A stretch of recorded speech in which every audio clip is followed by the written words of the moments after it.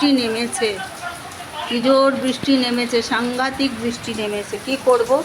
এই যে এই একজন শুয়ে আছে, আর এই যে এখানে তিনজনের জায়গা দিয়েছি শুতে, আর একজন এইখানে এসে বসে আছে।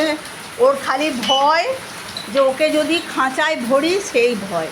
ওই দেখো কোথায় গিয়ে শুয়ে, দেখো দেখো, এই যে চারজন শুয়ে আছে, আর এখানে পাপোশ দখল করেছে, এ পাপোশেই শোবে।